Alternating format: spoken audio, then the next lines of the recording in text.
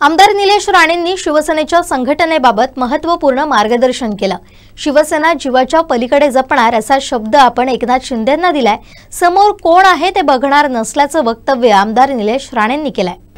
आम्ही शिंदे साहेबांना शब्द दिलाय, संघटना जीवाच्या पलीकडे जपणार, जीवाच्या पलीकडे आणि वाढवणार अशी की समोर कोण बघणार नाही। शिवसेना झाली पाहिजे आणि शिवसेनाच वाढली पाहिजे अशी संघटना आपल्याला वाढवायची। म्हणून समोर कोण बघू नका। तुमच्यामध्ये जिद्द असेल, तुमच्यामध्ये जर काहीतरी पक्षासाठी करायची धमक असेल तर मैदानात उतरल्याशिवाय पर्याय लक्षात ठेवा।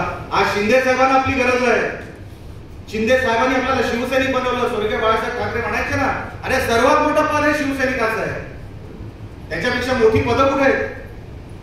माझ्या आयुष्यातून शिवसैनिक म्हणून माझ्याकडून कोण काढून नेणार नाहीये। बाकीची सगळं पद येऊन जातील, पण शिवसैनिक पद तुमच्याकडून कोण काढून घेऊ शकणार नाही।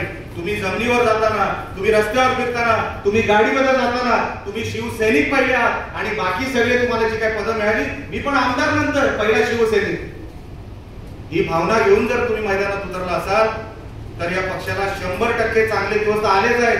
ह्याच्याहून चांगले दिवस आल्याशिवाय राहणार नाही। पण जेवढी जबाबदारी आमच्यावर आहे, आम्ही तिखट आहोत ना, उतरतो ना आम्ही मैदानाला।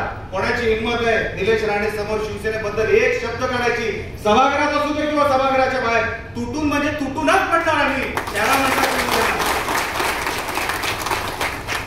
म्हणून अशा संघटनेमध्ये जर तुम्हाला काम करायचं असेल, शिंदे साहेबांचं तुम्हाला वेळ असेल, अरे त्या माणसाने आपल्याला शिवसेना दिली, अजून काय देणार होते?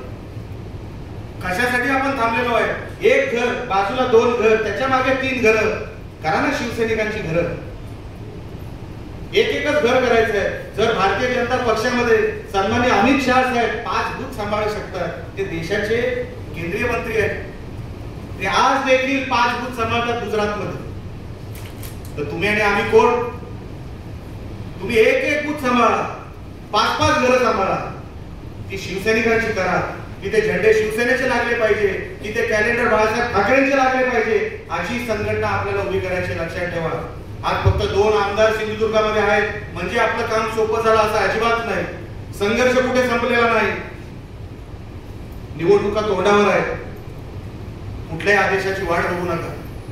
आज जसं आम्हाला इकडे आल्यानंतर एक वेळ आलं की नाही शिंदे साहेबांसाठी सगळं करायचं, शिवसैनिकांसाठी करायचं, तसं वेळ तुमच्यात असेल तर ही संघटना जीवाभावाची उभी राहील आणि अशी उभी राहील, नुसती उभी राहणार नाही, चारही बाजूला पसरल्याशिवाय राहणार नाही।